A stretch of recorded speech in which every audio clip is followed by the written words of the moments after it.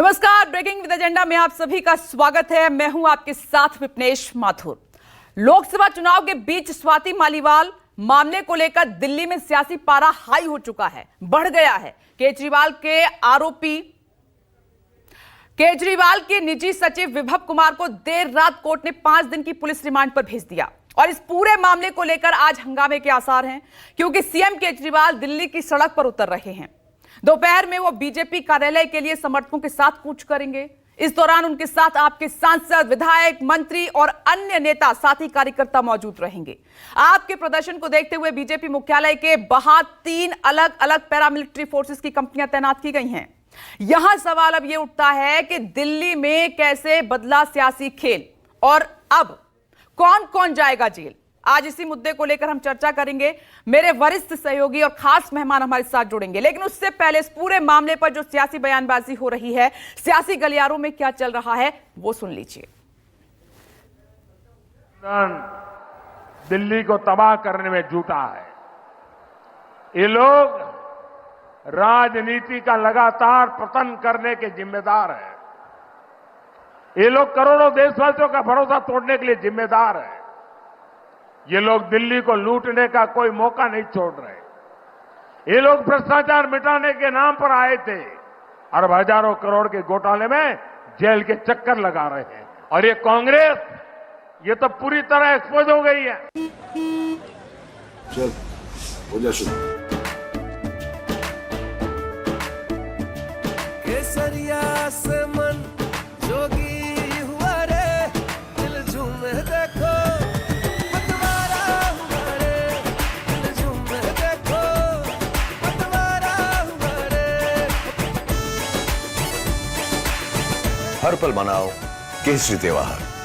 विमल, बोलो जुबान केसरी। मैं प्रधानमंत्री जी को बोलना चाहता हूं, प्रधानमंत्री जी, आप ये जेल का खेल खेल रहे हो। कल मैं 12 बजे अपने सभी बड़े नेताओं के साथ, एमएलएज, एमपीज, सबके साथ 12 बजे बीजेपी हेडक्वार्टर आ रहा हूं। जिस को आप जेल में डालना चाहते हो, आप जेल में डाल लो। एक एक टुकड़े में क्या है, कभी 1 को डाला, कभी 2 को डाला, कभी 3 को, सारों को एक साथ ही जेल में डाल दो। पूरे देश में इनके खिलाफ नफरत पैदा हो गई है। इस बार इतनी बुरी तरह से हारने वाले हैं। केजरीवाल ने कहा है कि जेल का खेल खेलना प्रधानमंत्री बंद करे।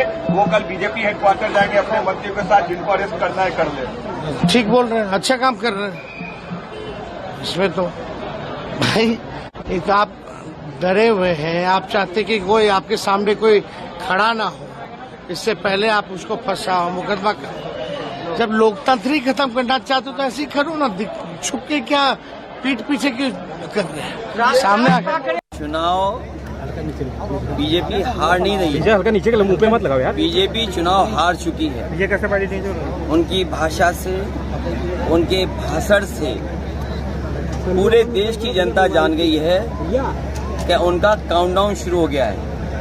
जितना ऊंचाई पे उन्हें जाना था वो जा चुके हैं। अब ऊपर से लुढ़कना शुरू कर दिया उन्होंने।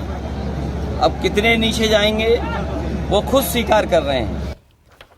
सबसे पहले, क्योंकि दिल्ली पर सबकी नजर है, अरविंद केजरीवाल की स्ट्रेटेजी क्या है वो जानने की पहले कोशिश करते हैं। वरुण सिन्हा का रुख कर लेते हैं। वरुण, क्या दिल्ली का जो सियासी खेल है वो बदल गया है? 25 तारीख को वोटिंग है। तमाम मुद्दों को पीछे छोड़ते हुए अरविंद केजरीवाल ने गिरफ्तारी को बड़ा मुद्दा बना लिया है और आज तो वो तमाम बड़े नेताओं के साथ बीजेपी हेडक्वार्टर का घेराव करने जा रहे हैं। क्या स्ट्रेटेजी है अरविंद केजरीवाल की, आप क्या समझ पाए हैं? देखिए, दिल्ली के चुनावी मुद्दे फिलहाल इस समय बिल्कुल बदल गए हैं, या फिर कहा जाए तो कोई बात ही नहीं कर रहा है। और बातें इस बात पे हो रही है कि आखिर स्वाति मालीवाल को लेकर अब पार्टी किस तरीके से अपने आप को डिफाइन करेगी।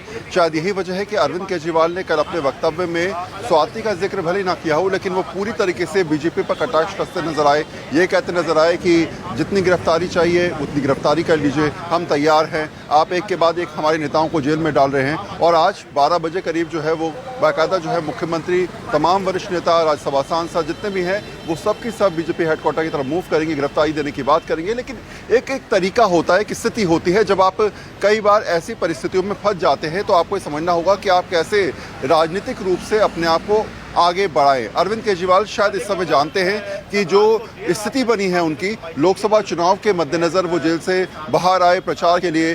दिल्ली के चुनाव में मात्र 6 दिन बचे हैं, पंजाब के चुनाव, हरियाणा के स्थिति बनेगी चुनावों की, उसमें देखना होगा कैसे प्रचार करना है। लेकिन प्रचार अब कम हो गया है, अब सिर्फ इस बात पे फोकस ज़्यादा हो गया है कि स्वाति मालीवाल वाले केस में आम आदमी पार्टी अपने आप को कैसे डिफाइन कर सकती है। विभव कुमार की गिरफ्तारी के बाद अब कैसे जो है उनके लोग जो है वो पार्टी जनता के बीच परसेप्शन खेल को कैसे बदल सकती है, और अब तक जो आरोप लगातार बीजेपी लगा रही है या फिर इस पूरे मामले को राजनीतिक रंग देने की कोशिश कर रही है, उसको आप कैसे डिफाइन करेंगे। तो बहुत सारे पहलू हैं जिसमें आम आदमी पार्टी इस समय अपने आप को उलझी हुई समझ रही है, पा रही है, और शायद यही वजह है कि अगले एक के बाद एक दिन आप देखेंगे कि नई नई चीज़ें सामने निकल के आएंगी। लेकिन हाँ, अरविंद केजरीवाल की जो स्ट्रैटेजी है अब वो समझ लेते हैं।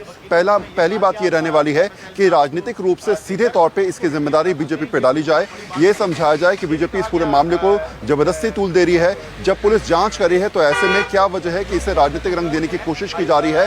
अरविंद केजरीवाल, आम आदमी पार्टी इसी स्ट्रैटेजी के साथ जनता के बीच जाने की कोशिश करेंगे। दूसरी बात, जितनी भी जनसभाएं और जितनी भी रैली होंगी उसमें इस बात का जिक्र जरूर किया जाएगा कि विभव कुमार की जो गिरफ्तारी हुई है उसके पीछे कारण क्या है, क्यों जबरदस्ती गिरफ्तार किया गया, या सच में वाजिब वजह थी। ये तमाम तथ्य हैं जो कहीं ना कहीं अरविंद केजरीवाल, आम आदमी पार्टी अपनी जनसभाओं में, अपनी रैलियों में रखते हुए नजर आएंगे। जी विपनेश। वरुण, आप हमारे साथ बने रहे।